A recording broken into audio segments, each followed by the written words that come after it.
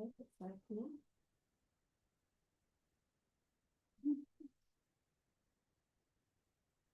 Still muted. You should be good. Okay, great. Well, it's 5 p.m. So I'm just concerned with the audio. Do you want me to push it on the Alpine? Because the red light of mute is on.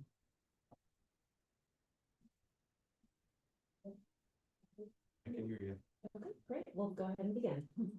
Welcome, everyone. I will officially call our special school board meeting on Thursday, June 19th at 5 p.m. to order. Please note that all directors are here in person. Thank you all for making the time. Do I have a volunteer to read our mission and vision statements? Sure. Okay. At Decorah Community School District, we embrace student learning and well-being as our fundamental purpose. We will, in partnership with our students, families, and community, make the world a better place. The mission of the Decorah Community School District is learning, thriving, creating our legacy.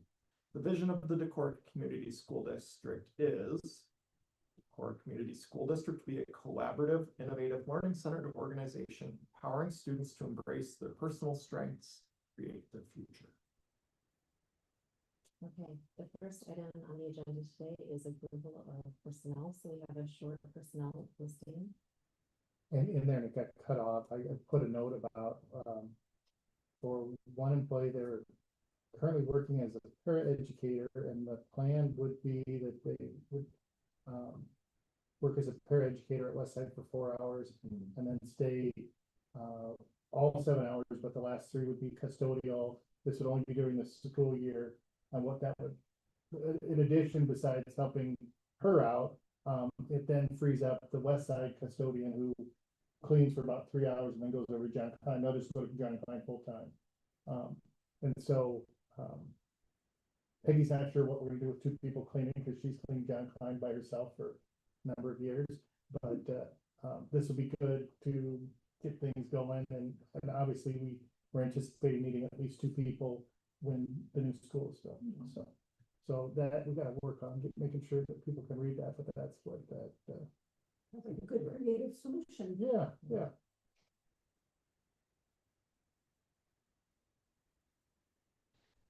I'll make a motion to approve the personnel listing. I'll second. Okay, hearing a motion and a second. Any further discussion? Hearing none, all in favor, please say aye. Aye. Opposed, same sign. Motion carries. Next on the agenda is approval of the Storm Protection Fund resolution. Tim, can you give us a quick drive-by on Sure. the purpose? Way EMC is insuring buildings now, there's a 1% deductible. And so what's really helpful, if you I share a video with the board, but just understanding, so building and contents, we have 3 buildings that are over $43 million. So if they would have storm damage, high wind event, I guess 1% of that is going to be, about $42 million building is going to be $420,000. And so we would pay, that would be our deductible. And so what Gesture Insurance has put together is a self-funded program where districts pay in a portion. Decorah's portion, I think, is around $61,000, and so we buy insurance to kind of gap that 1% from EMC. So what we would do if we had storm damage, our deductible would go down to $25,000. We would pay $61,000. If we have a storm and it's wind damage, the EMC says you have to, this falls in the 1%, then our deductible would be $25,000. I was a little skeptical when this first came out, so I didn't really do much with it, and Kathy hadn't heard anything. Probably the reason that we took the opportunity to put it on this agenda was we just talked to Mark. We had our annual review with Mark Lovelace, who was our local agent, and he kind of heard more. Mark and I talked back in May, and he was like, well, I don't know, but he heard more about the benefits. Among other things, We could go by a policy with someone else, to cover that 1%, but the benefit of this, I don't know if it's consortium, but this 2080 is, because it's self-funded, they're going to retain the funds that they don't pay out, build them up, and then that'll drive down the deductible, potentially making it at some point in time, less than 60,000, maybe, if they didn't have any claims, of course, you're in the group pool with all the other school districts that have wanted to get in it. So there's some risk reward there, but knowing that they want to build up the balance to 20 million, and they think they'll get about 10 million this year, that might be a little aggressive. But then they're going to turn around and buy like a short-term policy to cover the difference. So they would buy something from a Lloyd's of London or whoever would insure them to say, if you need more money to pay out, if you're going to get $15 million worth of claims, you only have 10 million that you've generated, then they would buy insurance for that last 5 million. If you had a chance to watch the video, Janelle Friezan with Jester did a better job of explaining it, I think, than myself. But probably what made me another good sign is the initial board of, so the board that's going to work on this is going to be school superintendents and SBOs. And the two names that stuck out to me are Mike Calvig, who's at Waverly Shell Rock, used to be at the AA, and Brendan, can't think of Brendan's last name, I think he's at Fort Dodge, but they're a couple very sharp SBOs, in my opinion. And so they're obviously looking at if they're going to be on the board. I would feel even better about, obviously there's going to be some profit in this for Jester. They wouldn't make a product they wouldn't have a benefit from, but if you buy insurance, you make a payment, and the nice thing about this is it kind of goes into that fund that can build up and generate interest over time. So after talking to Mark with Kathy, we kind of talked about how we could wait another year, but we'd at least like to make sure we took it to the board this year. What would be the advantage of waiting another year? I mean, besides, obviously, we save money this year. Yeah, and I should say the payment for this comes out of your management fund, which is what, if we had a damage to a $42 million building, we had to pay out $420,000 deductible, that would also come out of management fund. The benefit of waiting, I guess you could kind of see how it is. I know that other districts are kind of, that was kind of my thought was, well, let's just wait and see how it goes. Obviously, if you have a storm in the first year, then you really feel like, gosh, darn it. And neighboring districts got it and we didn't, maybe we feel bad.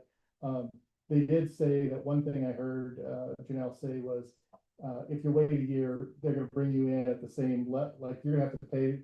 You can't just ride on the coattails of, oh, we didn't pay the first year, we'll get in on the second year discounted rate. They're gonna, the second year members will pay the discounted rate, and the first year members will have to pay the first year rate.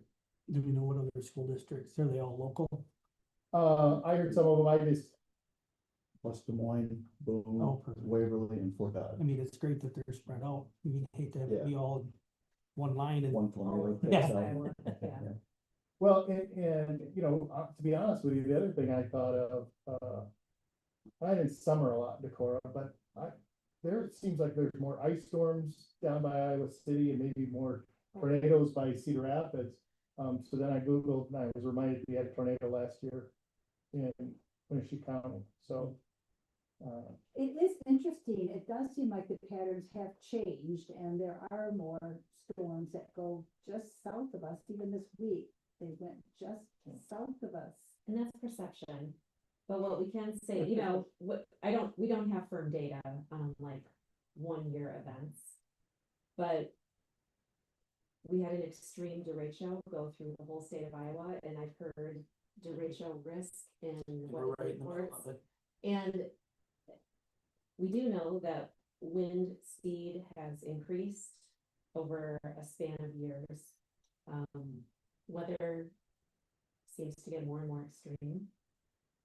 So it gets my attention that this is being talked about statewide. It gets my attention that Mark Lovelace was in touch with you. He's a trusted insurance agent from our local area that, has been for a long time. So, And I know this has been probably 2 years ago now when I was on the co-op board, we had the same problem with grain facilities. And nobody wants to insure them, so we did the same thing, something like this to be. Cause they're starting to, if a structure was 25 years old, not insurable.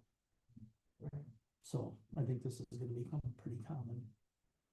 And I think if you look at it, with the way our buildings are set, you know, if there's a really high wind by John Klein, it's probably gonna do something to the high school. And the same for Carrie Lee in the middle school. Great. So, I mean, if it went to Carrie Lee in the middle school, that's over $75 million worth of valuation of, well, whatever, I don't have it pulled up, but. Yeah, so I think, Carol, to your initial question, what's the advantage of waiting? It's saving $61,000. In my, Plus, we'd have we'd still have to have that, if we did it the next year, we would have a higher, yeah, yeah. higher buy-in. And also, I think it's important to note that, this is out of the management fund. We cannot use, that's a different fund than what we fund teachers with or. Does all of our insurance come out of the management money? Yeah, well, not health insurance, but all our building insurance. And so, probably a good point, I don't have this memorized, we could probably look what's in our management fund. I think we're putting in next year, that was one that we drew down, so they were putting in $650,000 next year. And we've got a little bit of a cushion, but we would like totally get wiped out with a storm. And so what would happen is the next year we go to build it back up, and that would be an increase on taxes. So. So this is an insurance policy, like one way to maybe look to play that out or articulate that is this is an insurance policy, not only for the school district, but this is an insurance policy for our taxpayers. Yeah. Do you know, what coverage is there for flood defense? Is that?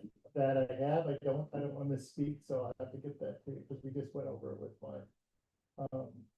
This is one of the significant events that we could have if the levee system completely failed right behind the high school. We have two buildings that are flooding. Yeah. So if it does not cover flooding, then it's of significantly less value than it is if it does.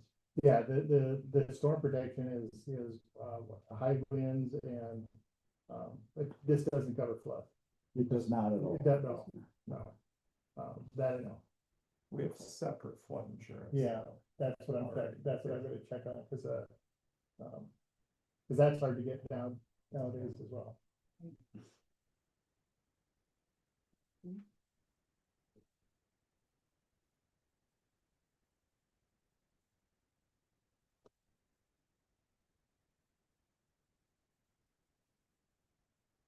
Maybe a recap moment, so just to go back all the way to the beginning.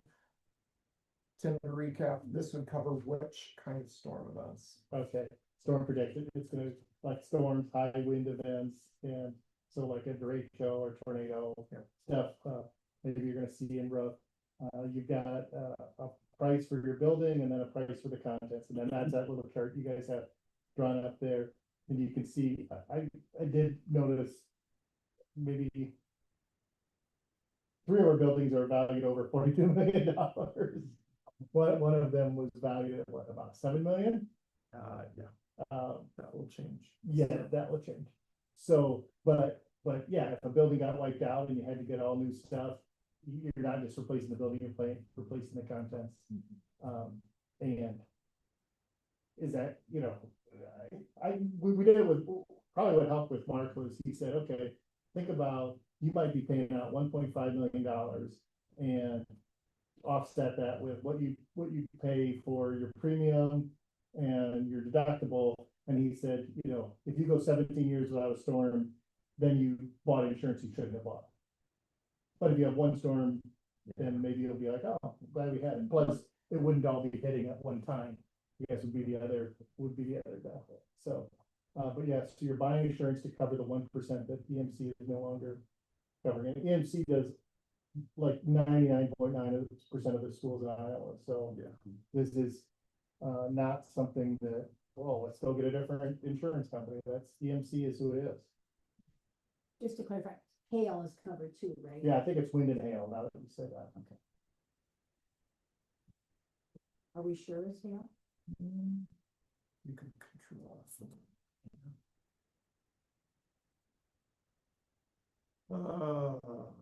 For percentage wind and hail damage deductibles. Page 3 at, item 1. Percentage, what does that mean, percentage? No, percentage. That's when the and- 1% that we got. Okay, I look at it as long-term cost savings potentially for us. If you do the math on what $60,000 is to hit the 1.5, and that's our valuation now, not our valuation after new John Klein is built. I mean, we're talking 25 years, not even 17, but a longer span than that. Yeah, I think what Mark factored in was, you still have a $25,000 deductible, but that would seem like, oh. At that point, that's Yeah, not that, the. yeah, that's, but to your point, and, yeah, knowing that, I don't know how they'll manage that for new buildings, but, that would be a cost that's only risk potential that's gonna go up for the district. Yeah.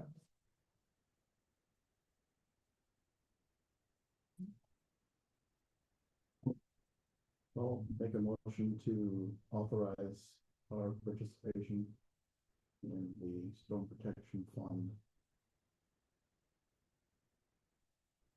I'll second. I hear a motion and a second. Is there any further discussion? Questions? Must have to be roll call. Do you have a question, Brad? This is roll call. Yep, it's a roll call, so. Okay, I'm not hearing any questions, so we'll go ahead and proceed with the roll call. Brad, Yes. Aaron, Aye. Carol, aye. Cindy, Aye. Ron, Aye. Motion carries.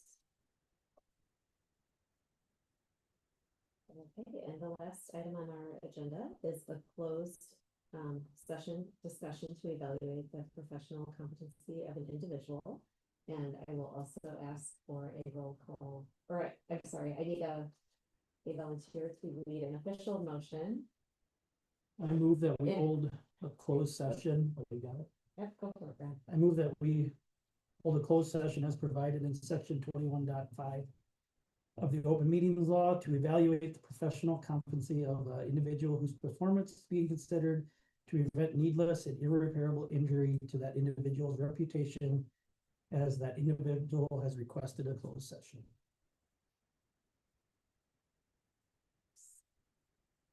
I'll second. Hearing a motion in a second, we'll proceed to roll call. Aaron, Aye. Carol, aye. Cindy, Aye. Ron, Aye. Brad.